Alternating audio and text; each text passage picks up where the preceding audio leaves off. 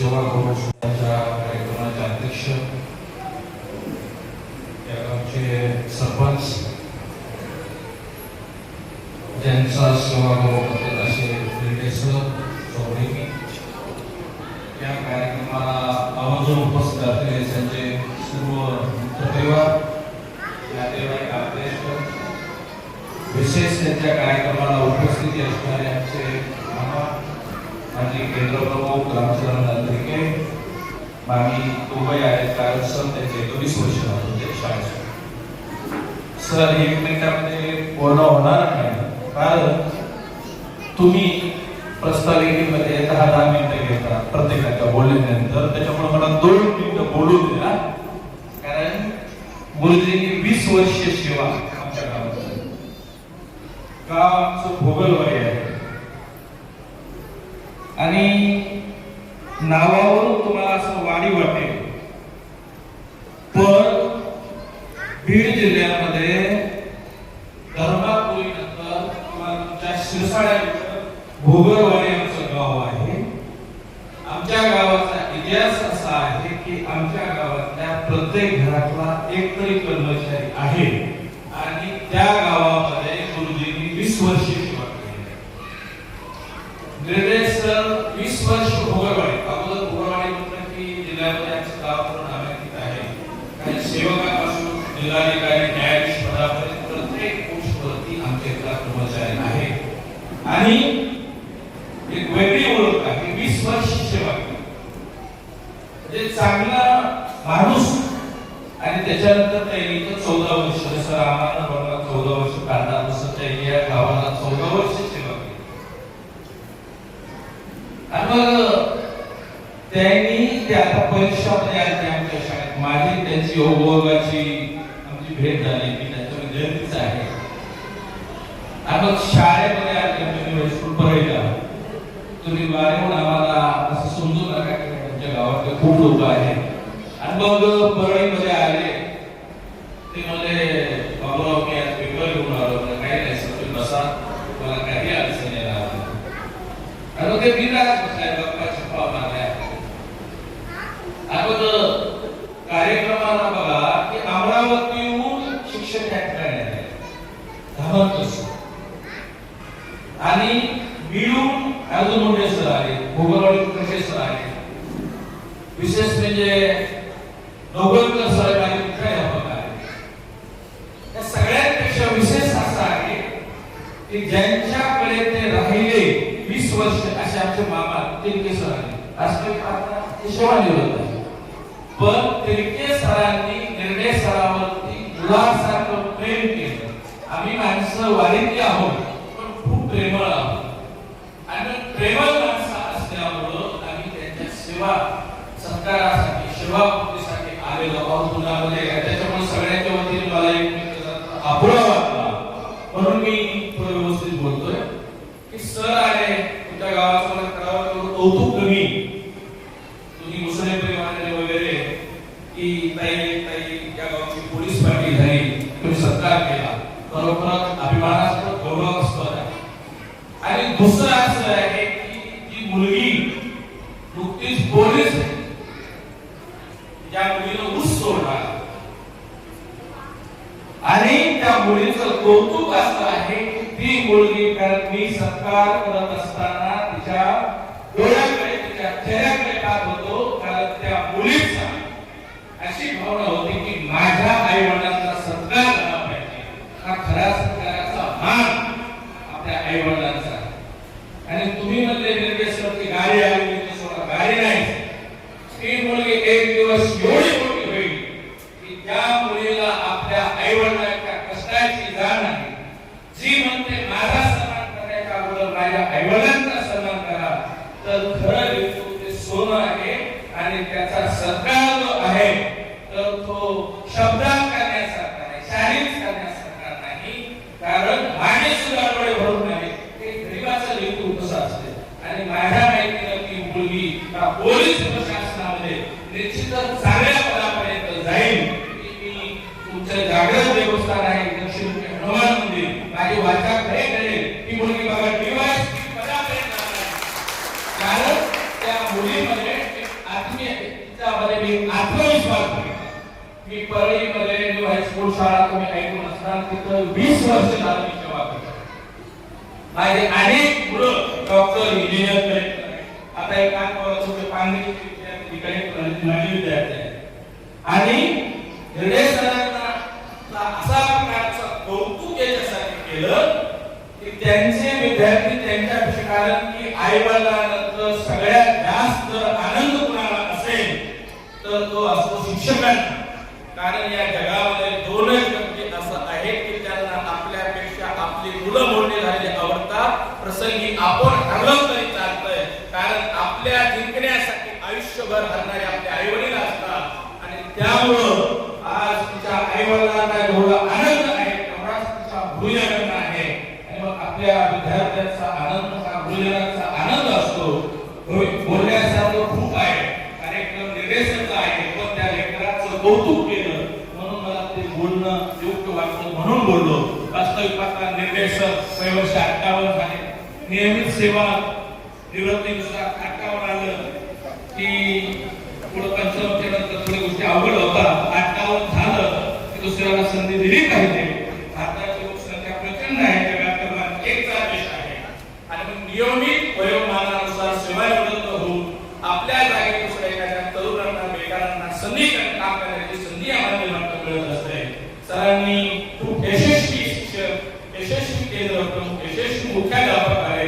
त्याच्यापेक्षा ते यशस्वी कुटुंब प्रमुख आहे की दोन्ही मुली सरिस्ता लावल्या. आणि याच्यापेक्षा आनंद आपल्या सगळीच्या कालावधीमध्ये चारही लेकर त्यांच्या कामावर, त्यांच्या रोजगारावर, त्यांच्या रोजीरोटीचा त्यांनी लोकांच्या प्रकारचा कायमस्वरूपीचा त्यांचा बंदोबस्त केला. सरांना पूर्णपणे त्यांच्या रिटायरमेंट पण प्राप्त नाही, कारण चारही मुलं कर्तव्यात निघाली. म्हणून हे सगळ्या योगाच्या गोष्टी आहेत. असे नशिबान संभाजी निर्णय सर आहेत. मी माझ्यातर्फे, आमच्या भूगोलवादीकारांतर्फे सरांना निरोगी आरोग्याच्या आणि भव्य आयुष्यासाठी खूप खूप शुभेच्छा व्यक्त करतो. मला सहयोगांची बोलण्याची संधी 1 मिनिटात दिली ती, पण माझ्याकडून 4-2 मिनिटं जास्त झाले, त्याबद्दल दिलेली व्यक्ती माझ्या वाणीला धन्यवाद. सर्व मान्यवर, गावातील प्रतिनिधी, नागरिक मित्रमंडळी, त्या सर्वांनी माझ्या कार्यक्रमाला उपस्थित राहिला त्याबद्दल मी आभार व्यक्त करतो. आणि माझ्याबद्दल सर्वांनी काय सांगितलंय, आता मला सांगायचं थोडं राहिलेलं आहे. मी एक काम कोणतं जर हातात ठेवलं आणि सांगितलं मला तर ते पूर्ण केल्याशिवाय काही थांबत नाही. माझी एक जिद्द असते, माझं एक तत्व आहे, मी ते पूर्ण केल्याशिवाय कधीही थांबत नाही. म्हणून मी जी सेवा करताना शिक्षकी पेशा या कामामध्ये कधीही चुकराईपणा केला नाही, चुकराईपणा सुद्धा केला नाही. कधी वेळेचं बंधन हे माझ्या तत्वात आहे. प्रार्थनेला जर उपस्थित नसलो तर मला त्या दिवशी करमत सुद्धा नाही. कारण आपण विद्यार्थ्याला शिक्षा करू शकत नाही, बोलू शकत नाही, कारण आपण जय झालं. मग अशा परिस्थितीमध्ये मला अगोदर या शिक्षकी पेशेने अगोदर 4-5 आरोप आहे. बहुपरीक्षी आरोग्य कर्मचारी वैद्यकीय डॉक्टर, मला शिक्षणाची भीती वाटते. मी काय करणार लोकांना, मी थोडं चालणार आहे. पुन्हा डॉक्टर म्हणून दुसरा सिलेक्शन झालं होतं. त्या ठिकाणी परीक्षाची परिस्थिती आपली नव्हतीच. पैसे करतात तुम्हाला माहिती होतं, पण आपली परिस्थिती नव्हती. प्रयोगशाळा सहाय्यक म्हणून पॉलिटेक्निकल कॉलेज इंजिनिअरिंग बीड या ठिकाणी माझी नेमणूक झाली 6 महिन्यासाठी. ती मी स्वीकारली नाही, कारण 6 महिन्यानंतर पुन्हा घरी बसायचं ना, ती आवडत नाही. ज्याला नोकरी लागलेला माणूस कायम स्वरूपी राहायला पाहिजे. अर्ध्यात सोडल्यानंतर त्याच्या जीवनाची काय अवस्था होती हे आपल्याला माहिती आहे. म्हणून पुन्हा एक ऑर्डर होती वैद्यनाथ कॉलेजला प्रयोगशाळा सहाय्यक म्हणूनच. पण त्या ठिकाणी गेल्यास त्या नेत्याने माझ्या जवळचा पॉइंट घेऊन कशाला तुला मला आपलं करायचं म्हणून मला अर्धा वर्ष मला तुमची जागा भरा म्हणा.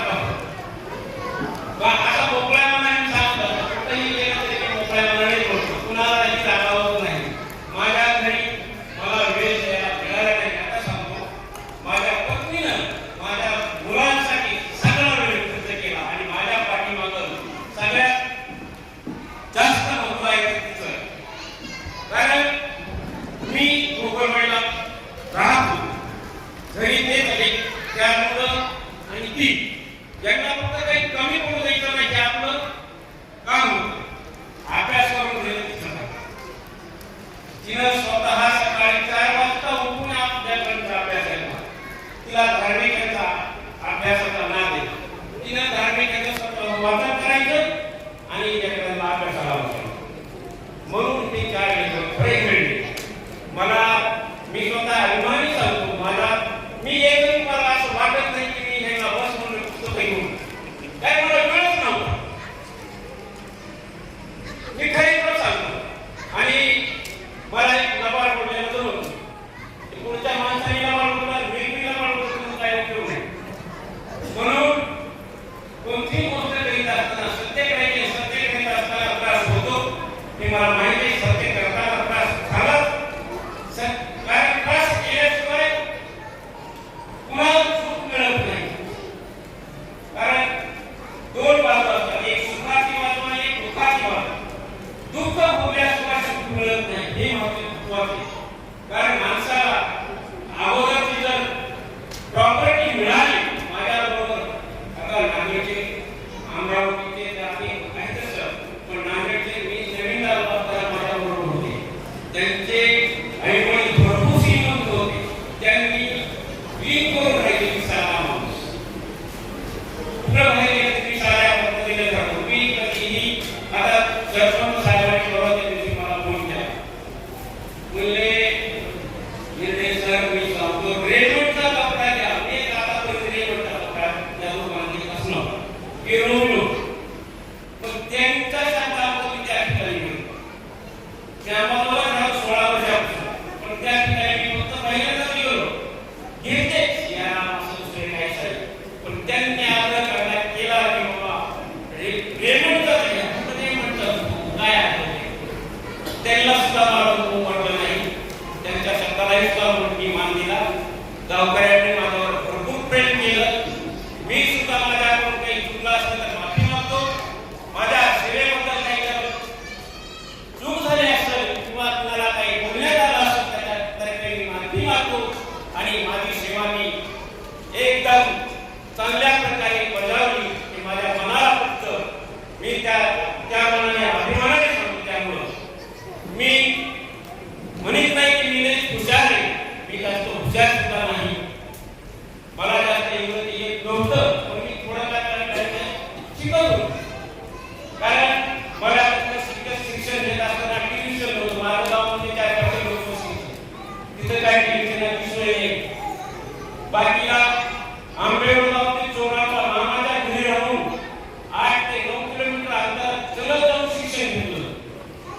चालत जाऊन पहिल्या दिवशी एवढे पाय उठले, 8 किलोमीटर जायचं, 8 किलोमीटर यायचं. असे पाय आपण सुद्धा देत नव्हतं, नाम सुद्धा देत नव्हतं. मला आता विचित्र काय आवडलं, पण त्यावेळेस जे सवय लागली. आता मी ठामपणे सांगतो, सूर्य निघाल्यापासून जरी चाललो तर सूर्य मावळ्यापर्यंत चालत राहिलो तरी माझे पाय उघडत नाही. एवढं माझं काही टॅलिंग आहे. आणि 1994-95 ला ज्यावेळेस क्रीडा स्पर्धा होत आहे, मी भूगोलवाडीलाच होतो 93-94 ला. आणि माझा साधा पोशाख त्या ठिकाणी स्पर्धा ठेवल्या. ते झालं झरोट काढून गेला.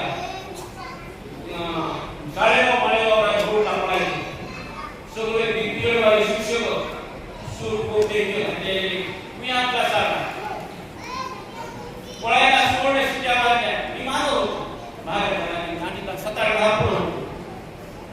मी एक साईड ठरवली माझं साडे कुठून पळायला पहिला लोक त्या दोन्ही काढून रनिंग आणि माझं सराव असलेल्या मी रनिंग आपल्याला जायचं.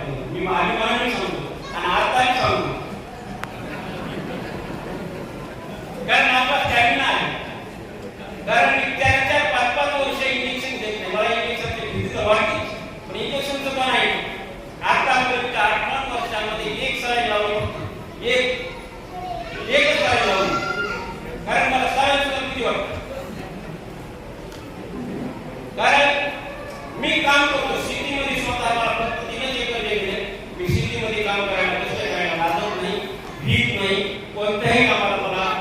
माझं वाटत नाही.